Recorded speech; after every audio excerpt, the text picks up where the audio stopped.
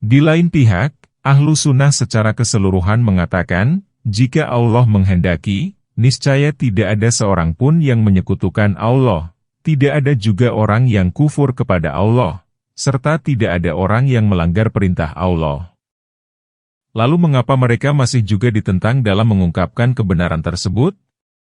Mengenai pandangan di atas, dapat dikatakan, Allah Subhanahu wa Ta'ala mengingkari apa yang mereka, orang-orang musyrik, katakan itu, karena mereka dalam keadaan benar-benar berdusta. Dan Allah tidak akan mengingkari mereka jika saja mengungkapkan kejujuran dan kebenaran. Allah mengingkari kebatilan yang terselubung dalam ungkapan mereka tersebut, karena sebenarnya mereka mengungkapkan hal itu tidak untuk menguatkan atau menegaskan takdir yang telah ditetapkan Allah, ketuhanan, keesaan Allah, serta kebutuhan diri mereka kepada Allah, keharusan bertawakal dan memohon pertolongan kepada Allah. Jika saja ungkapan mereka itu dimaksudkan untuk menegaskan hal tersebut, maka mereka dapat dibenarkan. Tetapi sayangnya mereka ungkapkan hal tersebut dengan maksud untuk menentang agama Allah dan menolak menaati perintah Allah. Mereka menentang peraturannya dan menolak perintah Allah itu dengan mengungkit takdir dan ketetapan Allah. Mereka ini berargumen dengan kehendak Allah Azza wa Jalla secara umum dan takdir yang diridhai dan diizinkan Allah. Maka dengan demikian itu mereka telah memutarbalikkannya serta membuatnya rancu, di mana mereka menjadikan perintah Allah bertentangan dengan takdir yang ditetapkan Allah, serta mengemukakan bahwa hal tersebut telah menjadi kehendak Allah dan ketetapan Allah. Mereka juga menyatakan bahwa mereka dapat beralasan kepada para rasul dengan qada dan qadar, sesuatu yang ditentukan Allah sejak azali, yang telah ditetapkan Allah Subhanahu wa Ta'ala tersebut. Kesesatan mereka ini telah diwarisi dan diteruskan oleh beberapa kelompok manusia yang mengaku telah mencapai hakikat dan marifat, pengenalan.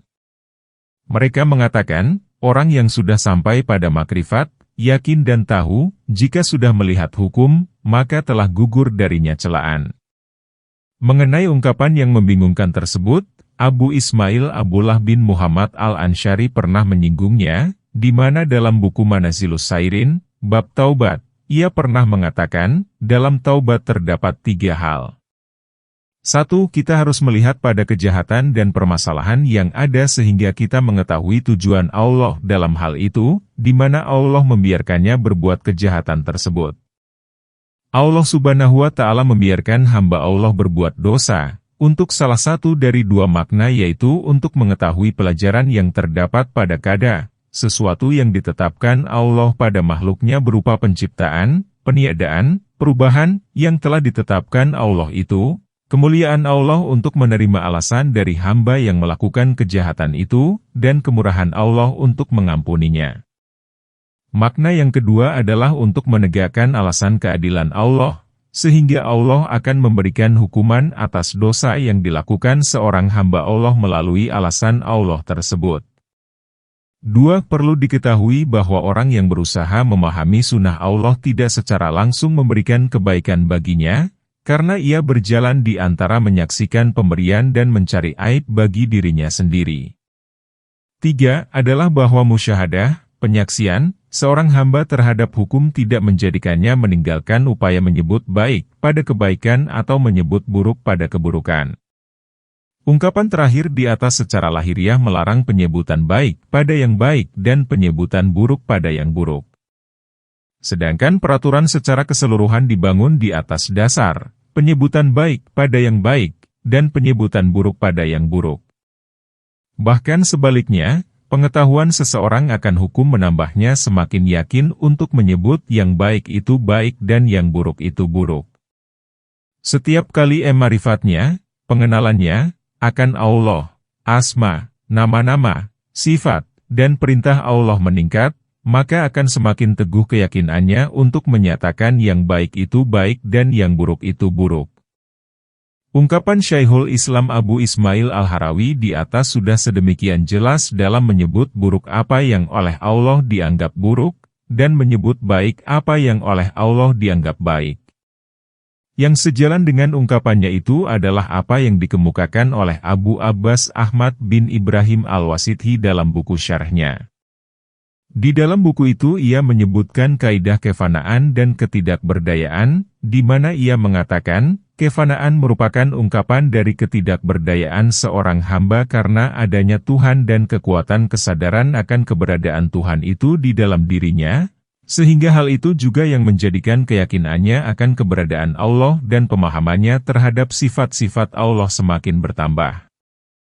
Lalu dengan demikian itu ia tercengang keheranan seperti seseorang yang tercengang oleh munculnya permasalahan besar pada dirinya secara tiba-tiba. Bahkan mungkin saja akan hilang kesadarannya karena munculnya permasalahan penting tersebut.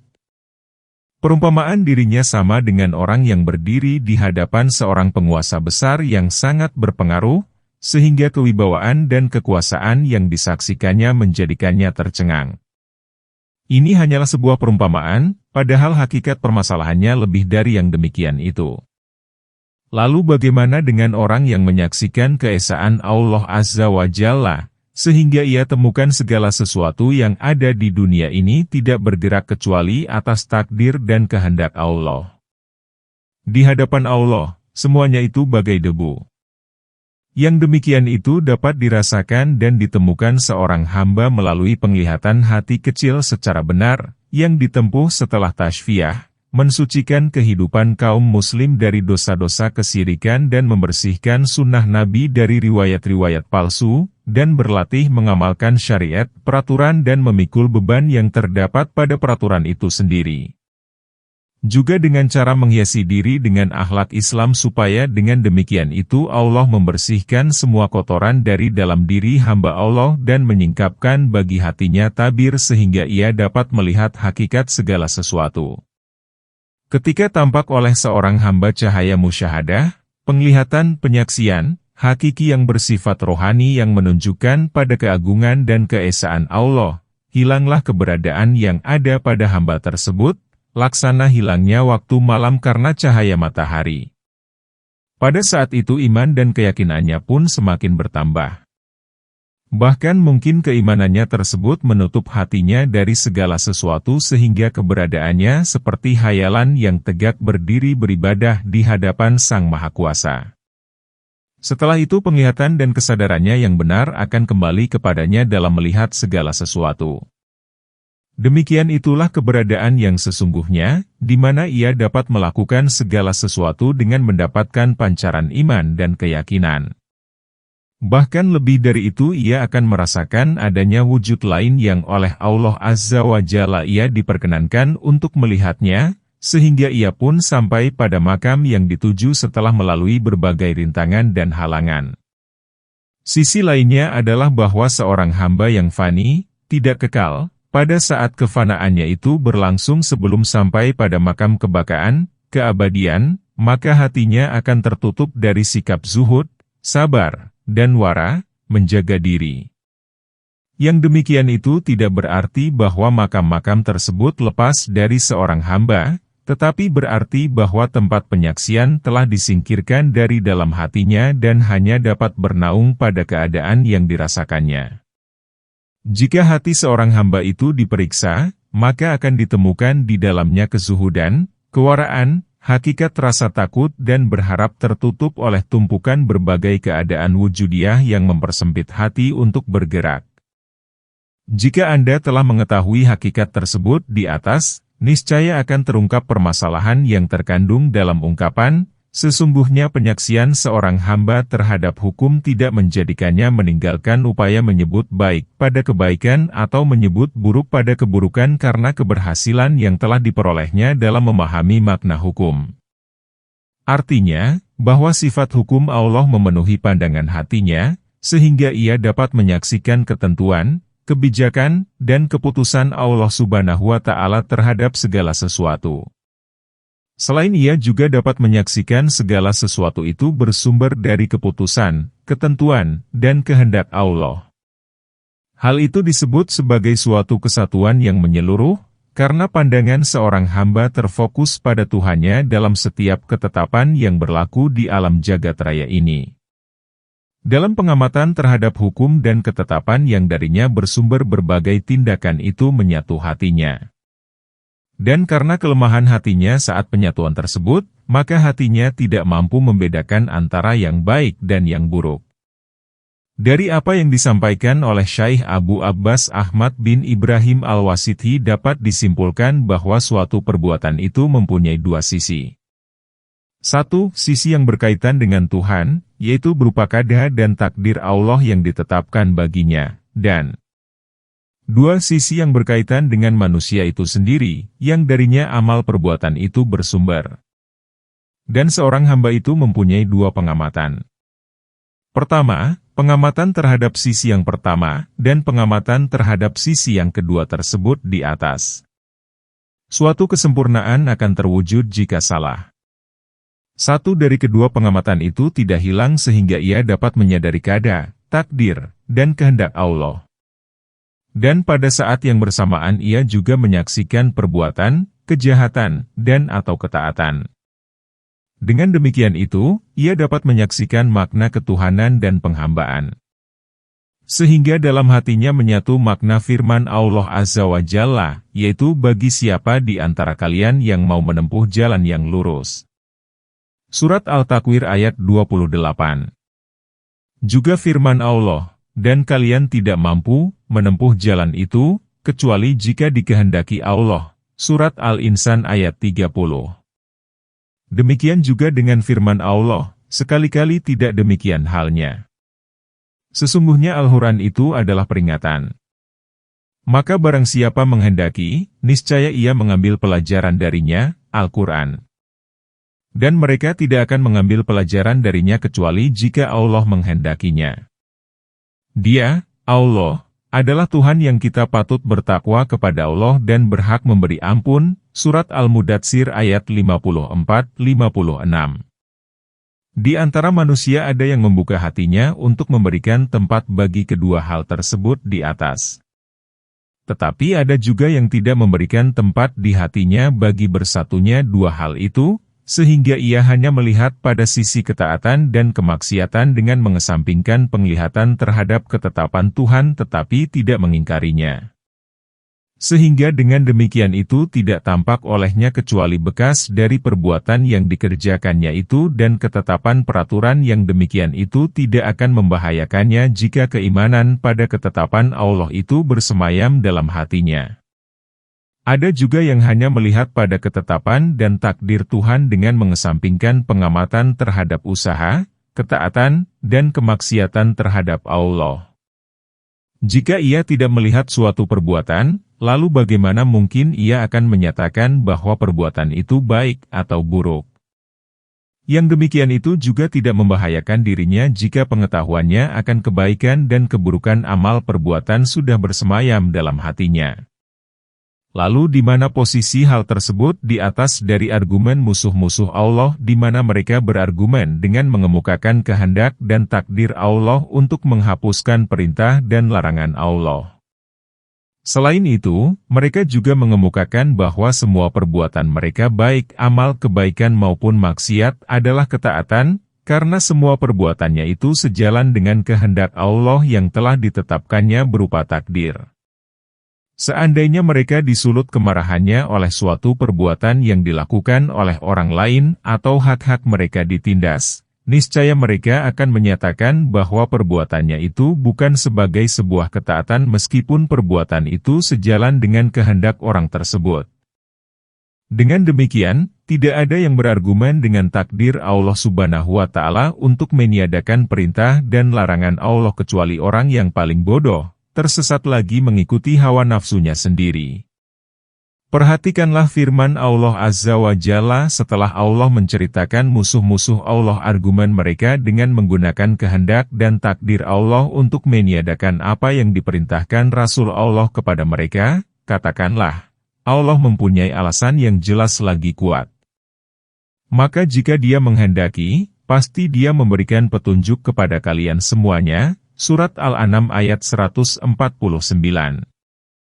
Allah Subhanahu wa Ta'ala mempunyai alasan atas mereka berupa para rasul, kitab-kitab Allah serta penjelasan mengenai apa yang memberikan manfaat dan madarat, bahaya, serta anugerah keimanan pada perintah dan larangan Allah. Selain itu, Dia juga memberikan pendengaran, penglihatan, dan akal. Sehingga dengan demikian itu, alasan yang jelas lagi kuat telah berdiri tegak atas mereka, sehingga gugurlah alasan mereka yang sesat yang dikemukakan mereka atas diri Allah, kehendak, dan takdir Allah. Kemudian Allah Tabaraka wa Ta'ala menyempurnakan alasan Allah itu melalui firman Allah, maka jika Dia menghendaki, pasti Dia memberikan petunjuk kepada kalian semuanya. Surat Al-An'am ayat 149. Yang demikian terkandung makna bahwa hanya Allah lah yang berhak menyandang keesaan dan mengendalikan semua makhluk Allah. Yang tiada Tuhan selain Allah. Lalu bagaimana mereka masih saja menyembah Tuhan selain Allah padahal penetapan takdir dan kehendak Allah itu merupakan bagian dari kesempurnaan alasan Allah yang jelas lagi kuat atas diri mereka. Segala sesuatu itu hanyalah milik Allah dan segala selain Allah itu akan binasa. Dengan demikian, ketetapan dan takdir serta kehendak Allah itu merupakan dalil yang paling kuat yang menunjukkan bahwa tauhidullah, menyatukan Allah. Namun orang-orang zalim dan ingkar menjadikannya sebagai alasan bagi mereka untuk berbuat syirik kepada Allah. Jika Anda saja mengetahui hal tersebut, maka Nabi Musa lebih mengenal dan mengetahui Allah Subhanahu wa Ta'ala, asma, dan sifat-sifat Allah daripada hanya sekedar mencela suatu dosa yang pelakunya telah bertaubat darinya, dan ia, Musa, sendiri telah diberikan petunjuk dan dipilih sebagai Nabi Allah. Sedangkan Adam lebih mengenal dan mengetahui Tuhannya daripada hanya sekedar berargumen dengan menggunakan qada dan takdir Allah Azza wa Jalla guna menghalalkan pelanggaran yang telah dilakukannya. Tetapi Musa hanya mencela Adam atas perbuatan maksiat, yang karena kesalahan tersebut anak cucunya dikeluarkan dari surga dan diturunkan ke dunia. Dalam hal itu, penyebutan kesalahan oleh Musa itu dimaksudkan sebagai peringatan bahwa kesalahan itulah yang menjadi penyebab musibah dan cobaan yang diterima oleh anak cucunya. Oleh karena itu, ia berkata kepada Adam, "Engkau telah mengeluarkan kami dan dirimu sendiri dari surga," sedangkan Adam sendiri berargumen dengan takdir atas musibah itu sendiri, di mana ia mengatakan bahwa musibah yang diterima anak cucunya itu disebabkan oleh kesalahannya yang telah ditetapkan oleh Allah sebelum penciptaannya. Dengan demikian, argumen dengan takdir itu ditujukan pada musibah saja. Atau dengan kata lain, apakah engkau mencelaku atas suatu pelanggaran yang telah ditetapkan bagiku dan kalian beberapa tahun sebelum penciptaanku? Demikian itulah jawaban Syekh Abu Abbas Ahmad bin Ibrahim Al-Wasithhi. Ada juga jawaban yang lain, yaitu bahwa argumen dengan takdir atas suatu dosa pada suatu sisi bermanfaat dan pada sisi yang lain bermudarat. Hal itu akan bermanfaat jika argumen itu dilakukan setelah terjadinya perbuatan dosa dan sudah ada usaha taubat darinya serta upaya tidak mengulanginya sebagaimana yang dilakukan Adam. Sehingga penyebutan takdir pada saat itu merupakan bagian dari tauhid dan pengenalan terhadap asma dan sifat-sifat Allah. Di lain pihak, penyebutan tersebut akan bermanfaat bagi orang yang mendengarnya, karena ia tidak menolak dan meniadakan perintah dan larangan dengan takdir yang telah ditetapkan Allah, tetapi sebaliknya ia memberitahukan kebenaran yang mutlak akan keesaan Tuhan yang tiada daya dan upaya melainkan hanya milik Allah. Hal itu diperjelas dengan ungkapan Adam kepada Musa, "Apakah engkau mencelaku karena aku mengerjakan suatu perbuatan yang telah ditetapkan bagiku sebelum aku diciptakan?" Jika seseorang mengerjakan suatu perbuatan dosa, lalu ia bertaubat darinya sehingga seolah-olah perbuatan itu tidak pernah terjadi, kemudian ia diingatkan dan dicela seseorang, maka setelah itu tidak ada buruk baginya untuk berargumen dengan takdir seraya mengatakan bahwa hal itu telah ditetapkan baginya sebelum ia diciptakan. Karena dengan demikian itu, Adam tidak menolak takdir sama sekali dan tidak menjadikannya sebagai alasan untuk suatu kebatilan. Sedangkan sisi yang membahayakan pada masa sekarang maupun yang akan datang adalah jika seseorang mengerjakan suatu perbuatan yang diharamkan atau meninggalkan amalan wajib, lalu dengan demikian itu ia mendapatkan celaan dari orang lain, tetapi setelah itu ia berargumen dengan takdir untuk tetap mengerjakan dan mengulangi perbuatan tersebut, maka argumen itu sama sekali tidak dapat dibenarkan. Sebagaimana hal itu telah dilakukan oleh beberapa orang untuk terus mengerjakan dan mengulangi perbuatan syirik kepada Allah seraya berkata, "Jika Allah menghendaki, niscaya kami dan bapak-bapak kami tidak mempersekutukan Allah." Surat Al-An'am ayat 148. Demikian juga dengan firman Allah, "Dan mereka berkata, jikalau Allah yang Maha Pemurah menghendaki, tentulah kami tidak menyembah mereka, malaikat." Surat Al-Zuhruf ayat 20. Mereka berargumen dengan takdir Allah Azza wa Jalla tersebut atas apa yang mereka kerjakan dan mereka sama sekali tidak menyesali perbuatannya itu serta tidak berusaha untuk meninggalkannya dan tidak mengakui kesalahannya itu. Sedangkan apa yang dilakukan Adam adalah argumen yang ia telah menyadari kesalahan dirinya, menyesali perbuatan tersebut, serta berusaha keras untuk tidak mengulanginya kembali, dan yang jika ada orang yang mencelanya setelah itu ia mengatakan, yang demikian itu telah menjadi takdir Allah. Titik permasalahannya adalah bahwa celaan itu atas suatu perbuatan yang telah terjadi, maka argumen dengan takdir dapat dibenarkan, tetapi jika celaan itu ditujukan atas suatu perbuatan yang sedang terjadi, maka argumen dengan takdir tidak dapat dibenarkan. Jika ada yang mengatakan bahwa Ali bin Abi Thalib pernah argumen dengan takdir ketika ia meninggalkan Qiyamul Lail dan dibenarkan oleh Nabi, sebagaimana yang telah ditegaskan dalam buku Syahihain, artinya merupakan kumpulan kitab dua syahih milik Imam Bukhari dan Imam Muslim, dari Ali bin Abi Thalib, bahwa Rasulullah pada suatu hari pernah mengetuk pintu Ali dan Fatimah, lalu beliau berkata kepada mereka, "Tidakkah kalian mengerjakan sholat malam?"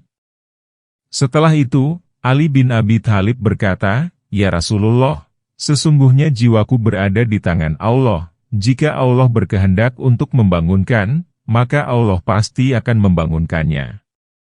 Maka beliau pun kembali pada saat kukatakan hal itu kepada beliau, dan sama beliau tidak melontarkan suatu kata pun kepadaku. Kemudian ketika beliau membalikkan punggungnya sembari menepuk pahanya, beliau membacakan ayat, "Dan manusia adalah makhluk yang paling banyak membantah." Surat Al-Kahfi ayat 4.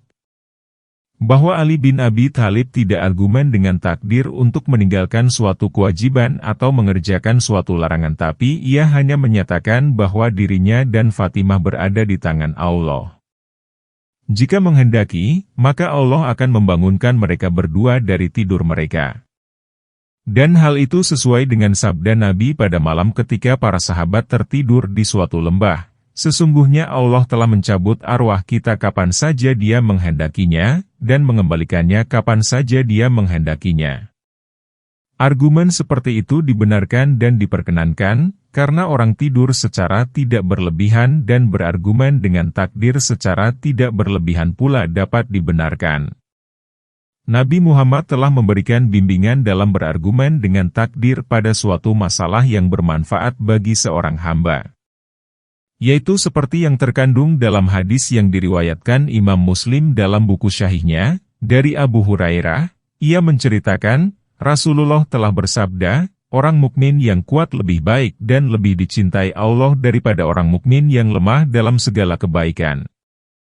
Pertahankanlah apa yang bermanfaat bagimu, memohonlah pertolongan kepada Allah, dan jangan melemahkan diri. Jika engkau tertimpa suatu musibah, maka jangan kamu katakan, seandainya saja aku tidak mengatakan ini dan itu, tetapi katakanlah, Allah telah mentakdirkan, dan apa yang dikehendaki Allah akan dikerjakan Allah."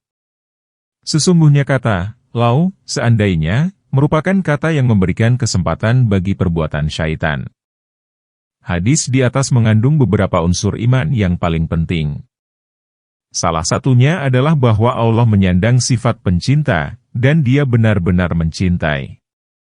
Kedua, Allah menyukai hal-hal yang sesuai dengan asma, nama-nama, dan sifat-sifat Allah, di mana Dia maha kuat dan mencintai orang mukmin yang kuat, Dia maha witir, ganjil, dan mencintai witir, Dia Maha Indah dan mencintai keindahan, Dia Maha Alim dan mencintai para ulama, Dia Maha Bersih dan mencintai kebersihan, Dia mukmin dan mencintai orang-orang mukmin. Dia itu juga muhsin, yaitu orang yang beribadah kepada Allah seakan-akan melihatnya, dan mencintai orang-orang yang muhsin. Dia Maha Sabar dan mencintai orang-orang yang sabar, dan Dia Maha Bersyukur dan mencintai orang-orang yang bersyukur. Bertolak dari hal di atas, kecintaan Allah kepada orang-orang yang beriman pun bertingkat-tingkat, di mana Dia lebih mencintai sebagian dari mereka atas yang lainnya. Dan dari hal di atas pula dapat dikatakan bahwa kebahagiaan seseorang itu tergantung pada usahanya untuk mengerjakan apa yang bermanfaat baginya. Dan yang demikian itu merupakan perbuatan terpuji dan mendekati kesempurnaan. Dan jika ia mengerjakan suatu hal yang tidak memberikan manfaat baginya, atau mengerjakan suatu hal yang bermanfaat baginya tetapi tanpa dibarengi usaha yang keras, maka ia telah kehilangan kesempurnaan sesuai dengan usaha yang ditinggalkan tersebut. Dengan demikian semua kebaikan itu terletak pada usaha keras untuk memperoleh dan mempertahankan segala sesuatu yang memberikan manfaat. Dan karena usaha dan kerja keras seseorang itu tergantung pada pertolongan, kehendak, dan keridaan Allah Subhanahu wa Ta'ala, maka Allah memerintahkannya untuk memohon pertolongan kepada Allah supaya ia dapat mencapai makam yang termuat dalam ayat, "Kepadamu kami menyembah dan kepadamu pula kami memohon pertolongan." Surat Al-Fatihah ayat 5. Salah satu bentuk usaha dan kerja keras yang dapat mendatangkan manfaat adalah ibadah kepada Allah Subhanahu wa Ta'ala semata dengan tiada menyekutukan Allah. Dan ibadah itu tidak sempurna kecuali dengan pertolongan Allah. Oleh karena itu, Dia memerintahkan hamba Allah agar menyembah Allah dan memohon pertolongan kepada Allah. Dalam hadis tersebut Rasulullah bersabda, "Janganlah kamu melemahkan diri, karena sifat lemah itu bertentangan dengan usaha dan kerja keras untuk memperoleh apa yang bermanfaat baginya dan juga bertentangan dengan perintah Allah untuk memohon pertolongan kepada Allah." Dengan demikian, orang yang berusaha keras untuk mendapatkan apa yang bermanfaat baginya bertentangan dengan orang yang lemah. Hal itu merupakan bimbingan yang disampaikan Rasulullah, dan jika seseorang tidak berhasil mencapainya, maka ia mempunyai dua keadaan. Pertama, keadaan lemah, yang merupakan kunci bagi perbuatan syaitan, di mana kelemahan itu menyebabkan munculnya kata, "lau," atau "seandainya," dan kata itu sama sekali tidak ada mengandung manfaat. Sebaliknya, ia merupakan kunci adanya celaan, keputusasaan, kemarahan, dan kesedihan, semuanya itu merupakan bagian dari perbuatan syaitan. Oleh karena itu Rasulullah melarang penggunaan kata "lau" tersebut.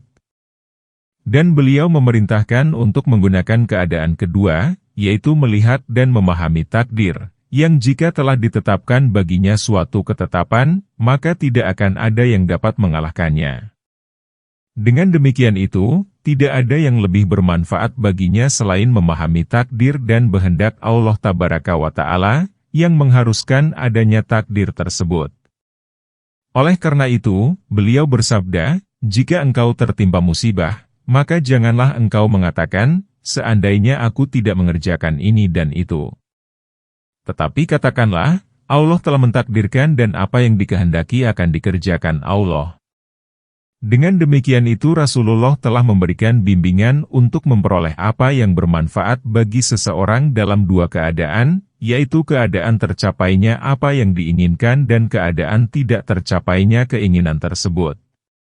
Dan hadis ini mencakup penetapan takdir, usaha, ikhtiar, dan ibadah secara lahir maupun batin dalam dua keadaan, yaitu keadaan tercapainya yang diinginkan dan tidak tercapainya keinginan tersebut. Bab 4. Takdir ketiga, penetapan kebahagiaan, kesengsaraan, rezeki, ajal, amal, dan apa yang dialami janin di dalam perut seorang ibu. Dari Abdullah bin Mas'ud, ia menceritakan, Rasulullah bersabda, "Sesungguhnya penciptaan salah seorang di antara kalian berkumpul di dalam rahim ibunya selama 40 hari, kemudian menjadi segumpal darah seperti itu, kemudian menjadi segumpal daging, Kemudian diutus kepadanya malaikat yang diperintahkan 4 hal, lalu ditetapkan baginya rezeki, ajal, dan amalnya, apakah akan sengsara atau bahagia. Demi zat yang tiada Tuhan selain Allah, sesungguhnya salah seorang di antara kalian akan mengerjakan amalan penghuni surga, hingga antara dirinya dengan surga tinggal 1 depa, lalu ia didahului oleh takdir bahwa ia akan mengerjakan amalan penghuni neraka, sehingga ia pun masuk neraka. Dan sesungguhnya salah seorang di antara kalian akan mengerjakan amalan penghuni neraka hingga antara dirinya dengan neraka tinggal 1 depa, lalu ia didahului oleh takdir bahwa ia akan mengerjakan amalan penghuni surga sehingga ia pun masuk surga. Muttafaqun alaih, kesepakatan jalan periwayatan hadis. Dan dari Hudzaifah bin Usaid, ia pernah mendengar Nabi pernah bersabda, malaikat akan masuk suatu nutfah yang telah menetap dalam rahim seorang ibu selama 40 atau 45 malam, lalu ia berkata, "Ya Tuhanku, apakah ia akan sengsara atau bahagia?"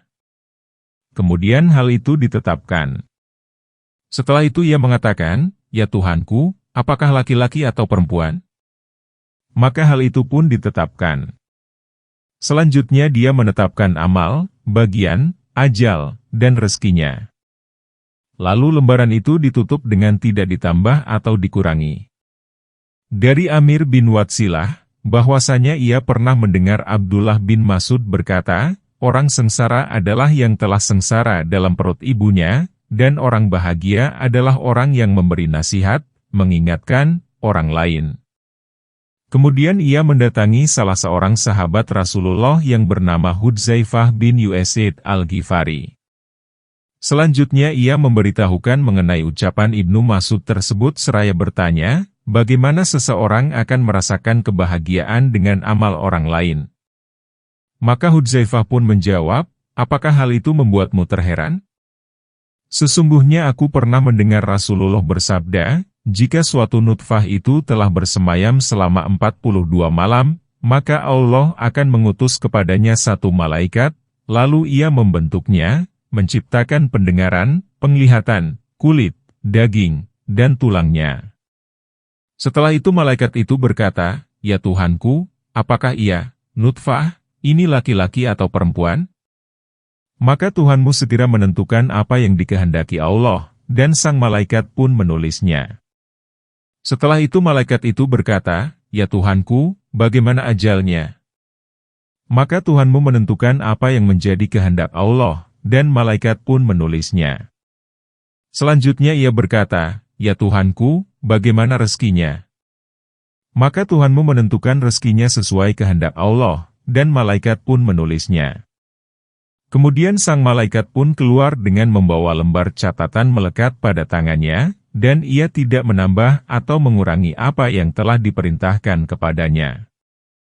Di dalam lafaz yang lain disebutkan, aku pernah mendengar Rasulullah bersabda, sesungguhnya nutfah itu berada di dalam rahim selama 40 malam, kemudian dipagari oleh malaikat.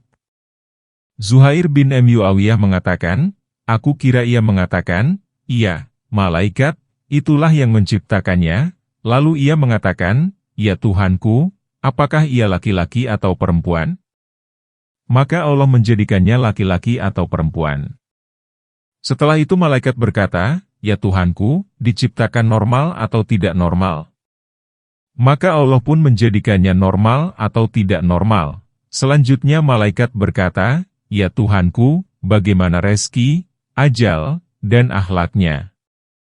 Maka Allah pun menciptakannya dalam keadaan sengsara atau bahagia. Dan dalam lafaz yang lain disebutkan, sesungguhnya ada 1 malaikat yang diserahi tugas di dalam rahim, jika Allah bermaksud menciptakan sesuatu, dengan seizin Allah dan selama sekitar 40-an malam. Setelah itu disebutkan hadis seperti di atas. Dan hadis ini diriwayatkan sendiri oleh Imam Muslim. Dari Anas bin Malik, ia menceritakan, Rasulullah pernah bersabda, sesungguhnya Allah Azza wa Jalla telah menugaskan 1 malaikat di rahim, yang malaikat itu berkata, ya Tuhanku, berupa nutfah, air mani. Ya Tuhanku, berupa segumpal darah. "Ya Tuhanku," berupa segumpal daging. Jika dia hendak menetapkan ciptaan Allah, malaikat berkata, "Ya Tuhanku, laki-laki atau perempuan? Sengsara atau sejahtera? Lalu bagaimana rezeki dan ajalnya?" Maka dituliskan demikian itu di dalam perut ibunya. Muttafaqun alaih artinya kesepakatan jalan periwayatan hadis. Ibnu Wahab menceritakan, Rasulullah bersabda, jika Allah hendak menciptakan suatu jiwa, malaikat yang bertugas di rahim berkata, "Ya Tuhanku, apakah ia laki-laki atau perempuan?" Maka Allah pun menetapkan kehendak Allah. Kemudian malaikat berkata, "Ya Tuhanku, apakah ia sengsara atau bahagia?" Maka Allah pun menetapkan kehendak Allah. Lalu menuliskan di antara kedua matanya apa yang akan dialaminya sampai musibah yang akan menimpanya sekalipun. Dari Abu Dzar bahwa Nabi bersabda, jika nutfah, air mani, telah masuk dalam rahim selama 40 hari, maka malaikat pencabut nyawa akan mendatanginya dan membawanya naik menghadap Allah seraya berkata, "Ya Tuhanku, ini adalah hamba-Mu, apakah ia laki-laki atau perempuan?" Maka Allah pun menetapkan apa yang telah menjadi ketetapan Allah. "Apakah ia akan menjadi sengsara atau bahagia?" tanya malaikat. Maka Allah pun menetapkan apa yang telah ditetapkan baginya. Dari Abdullah bin Amr bin As, ia mengatakan, jika nutfah itu telah berada di dalam rahim seorang wanita selama 40 malam, maka ia akan didatangi malaikat, lalu menarik dan membawanya naik menghadap Allah seraya berkata, "Wahai Tuhan sebaik-baik pencipta, jadikanlah ia makhluk." Maka Allah pun menetapkan sesuai dengan kehendak Allah. Setelah itu diserahkan kembali kepada malaikat, pada saat itu sang malaikat berkata, "Ya Tuhanku, apakah ia akan mengalami keguguran atau akan lahir sempurna?" Kemudian Allah memberikan penjelasan kepadanya. Selanjutnya malaikat itu berkata lagi, "Ya Tuhanku, apakah ia akan lahir seorang diri atau kembar?" Lalu Allah menjelaskan kepadanya, kemudian malaikat bertutur, apakah rezekinya diputuskan bersamaan dengan penciptaannya. Maka Allah menetapkan keduanya. Demi zat yang jiwa Muhammad berada di tangan Allah, ia tidak mendapatkan kecuali dibagikan kepadanya pada hari itu, jika ia memakan rezekinya, maka nyawanya pun dicabut. Sebuah hadis dari Aisyah, dari Nabi, beliau bersabda, sesungguhnya ketika Allah hendak menciptakan seorang makhluk, dia mengutus satu malaikat, lalu ia memasuki rahim seraya berkata, "Ya Tuhanku, untuk apa?"